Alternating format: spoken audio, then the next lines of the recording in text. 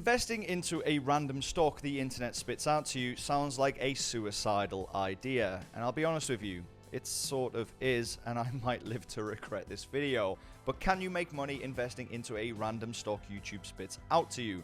That's what we're going to answer here, and hopefully in the process, I will be teaching you a very simple process and how you can increase your productivity and also decrease the time you spend looking at any stock. And no, I have not lost my mind. There will be some rules I'll discuss later on, but in simple terms, I'll be picking 3 stocks at random from the S&P 500, giving myself 5 minutes per stock to do some very basic data, and at the end of that 5 minutes, I will be picking one of them stocks and investing into it. And what's better, I will be holding this stock for a minimum of 1 year.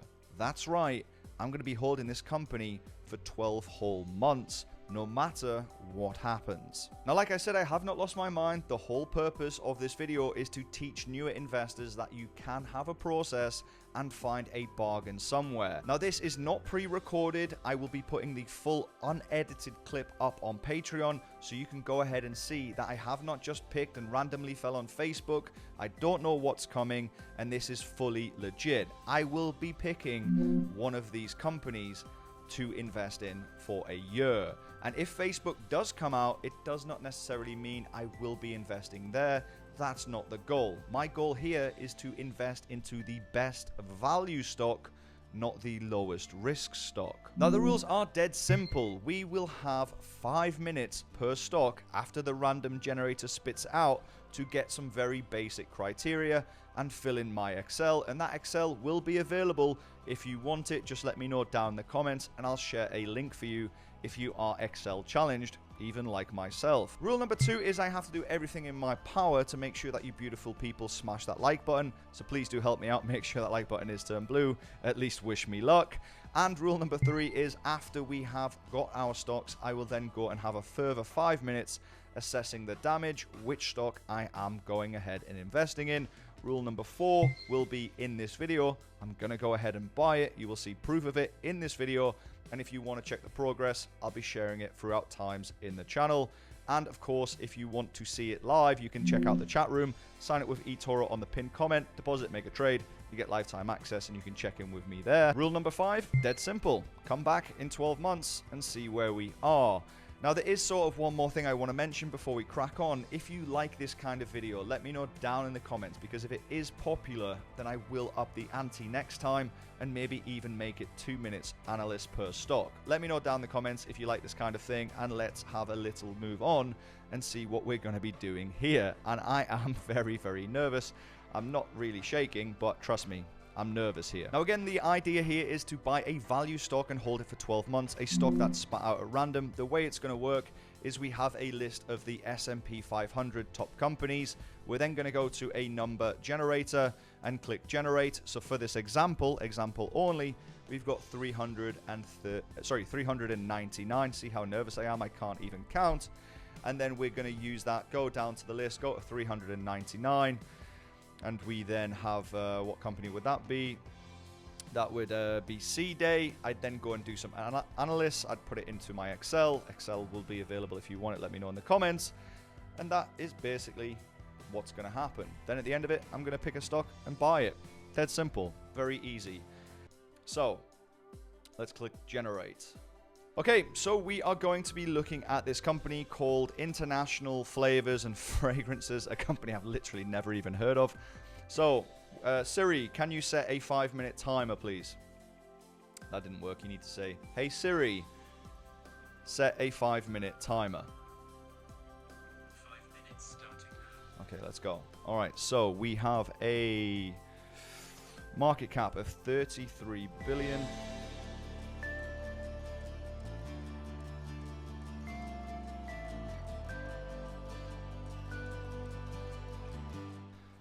I don't think they offer a dividend, to be honest. Let's have a quick look at this. Oh, they do. 2.36. Okay, that's interesting.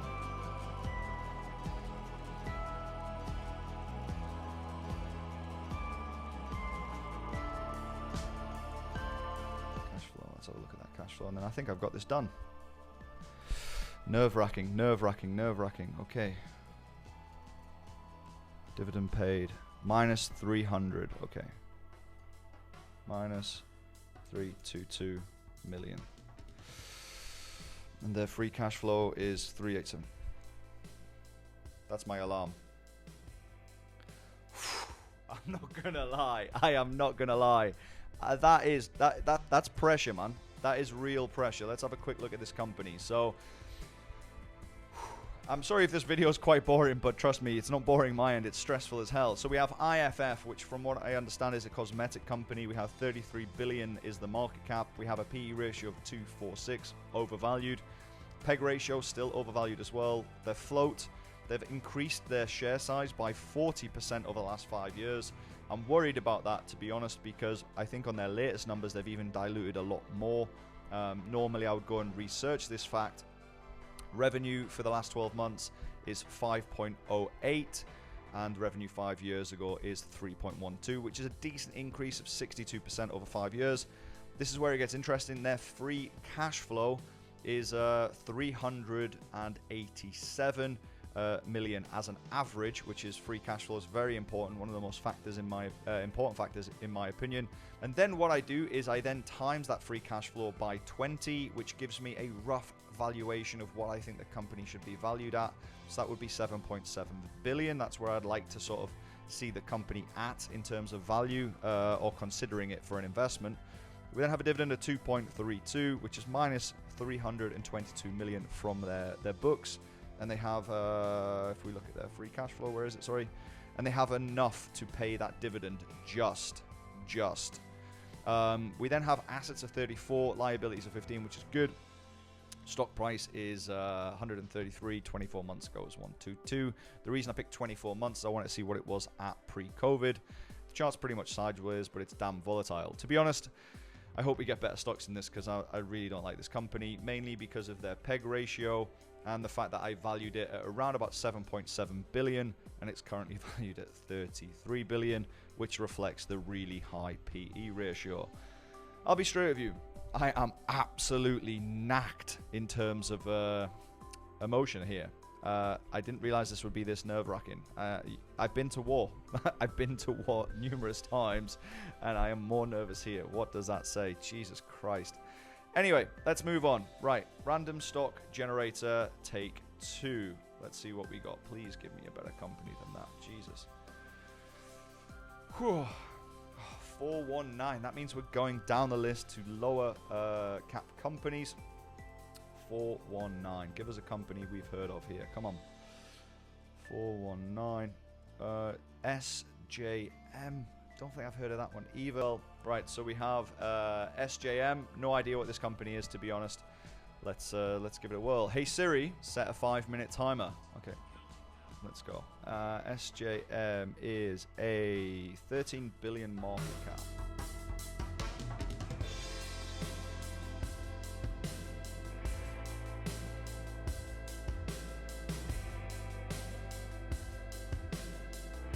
Okay, I don't even think we needed 5 minutes for that one.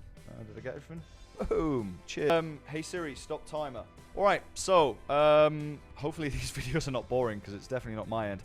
Alright, so we need to change that thing there. So we have SJM. Let me just take this off so no one accuses me of cheating. So we have a food and beverage company here. The market cap is around about 13 billion US dollars.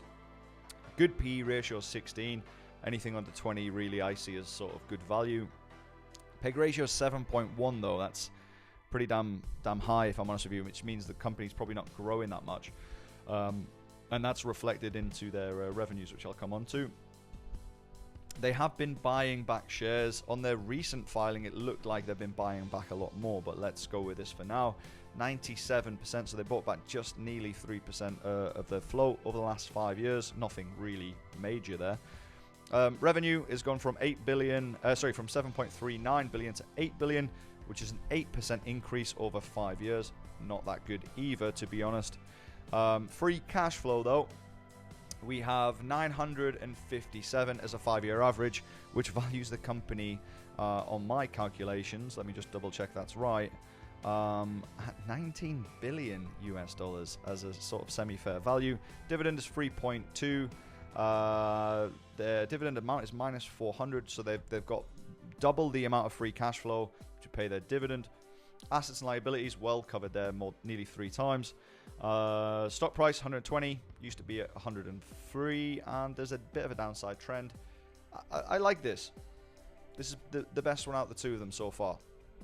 So, yeah, I mean, straight off the bat, you can probably see which one I'm more favorable of, and the only sort of worry I've got with this is the food and beverage industry. Is first thing is supply issues that are going to come out. This is definitely going to affect people's balance sheets. I'm actually recording this on a Friday, and I think on Thursday, Bed Bath & Beyond had like a horrific earnings report and went down 20%. So that's a bit of a worry for me. But other than that, I mean, the company's a 13 billion market cap. If we just go on free cash flow low, it's about 19 billion. So there is some potential upside there. My just big worry with this one is the growth aspect of the company. Should we do it again? Let's do it again. Okay, generate. Give me a number in the top 50. Come on. 312. Bloody hell. I'm going into really small companies here. Okay. 312.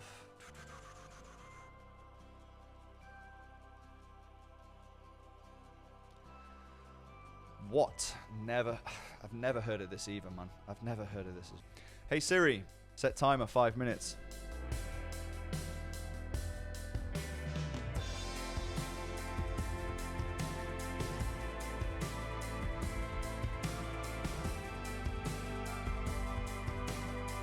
Okay, so we did that in, oh, we got 57 seconds left. Let's have a quick another ganders through. In fact, no, that's enough. That would be cheating on the other companies. Hey Siri, stop timer. Okay, so we now have our 3 random stocks, and I wish I hadn't done this because I'm pooping my pants here. If we go on IFF Cosmetics, I'm going to strike it right off the list, right off the bat, because it's just overvalued on every aspect. Their float as well, they've been diluting shareholders here, which I really don't like. We've got a massive PE ratio of 246, which is just way too much. Their revenue is okay. It's doing okay. It's nearly doubled. It's probably the best it is the best revenue growth out of the 3 options we have here. But the fact that they're diluting shareholders, it doesn't really outweigh that fact. If we go on their dividend, it's okay. They have enough free cash flow to pay it, but you know, there's only really a deficit there of whatever. Not a lot. It's not a lot. 34 billion assets liabilities, quite solid. It doesn't really look like it's going to go bankrupt anytime soon, and the stock price is pretty much sideways. It is very volatile, so it would be one of them stocks where you sort of have to time your entry if you do want to go into IFF, and that's not what we're doing here. So that's straight off the list. Now SJM here, usually these type of food and beverage companies have very low profit margins. We didn't get a chance to check on that, but that is something I would probably dive into deeper if that was the purpose of this video. We have a 13 billion market cap, a low PE ratio, the lowest out of the 3. Their PEG ratio is the worst though, which leads me to believe the company is not growing that much. We have 112 million in float, and it used to be 115 5 years ago, so they are buying back shares. They have a revenue of 8 billion, and it used to be 7.39, which is an 8% increase over the last 5 years. Their free cash flow average would value the company on this metric alone 19 billion, which is a decent return in itself. I should make another column there, and that might be the deciding factor. We have a dividend of 3.2. They can massively afford it. It's no worry about that dividend at all in the short term. They have 14 billion in assets with a 5.28 in liabilities. Stock price has had recent upside and now is showing downside. Yeah, I kind of like this one out of the 2 so far.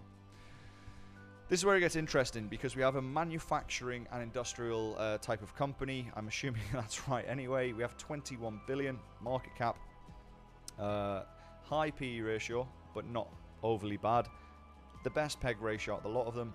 Float is 62, which means it's easier to move, and they have been buying back a hell of a lot more shares, which I do tend to like.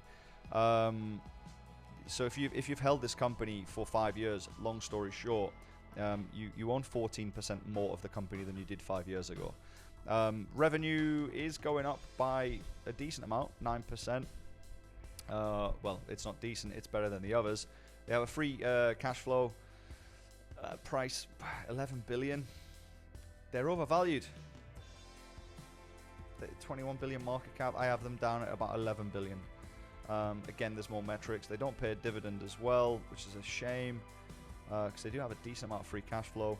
Assets liabilities was a worry there as well, because long term they're sort of done, but the short term they do cover it. But the assets and liabilities are the worst out of the lot of them in the long term. Stock price had a crazy run up. I don't know what that is, but I would be definitely looking into it. And it's on a current downside trend in the short term. Yeah, I think it's pretty clear. I think, well, honestly, I was very lucky I got SJM. I'm not that worried about this one, and that's the stock I'm going to pick. I'm going to go ahead and put some money in SJM, and I'm pretty damn worried about it, I'll be honest with you. So the whole purpose of this video was to get you to comment the code word down below, which is SJM. That's the stock we're going to be buying. I've got $100 here. The market isn't open, but you can go ahead and ask me later. $100, SJM, set order. Let's go. It's done. There you go. It's done. It's ready. SJM. I'll put a screenshot on screen now to prove I did buy it. I know it's only $100, but trust me, that's even so quite hard to do without knowing what companies you're going into. So if you do like this kind of video and you want more of it, I'm going to up the ante in the next one. If we get 200 likes, I am going to put in $1,000 with a similar sketch, maybe even with a shorter time. I think we could do this in 4 minutes. What do you reckon? Let me know down in the comments, and if you want to see why you should be very angry at every YouTuber who has a finance channel, check out that video up there, because there's something that you need to know. That's it from me. Take care. God bless. See you in the next one. Peace.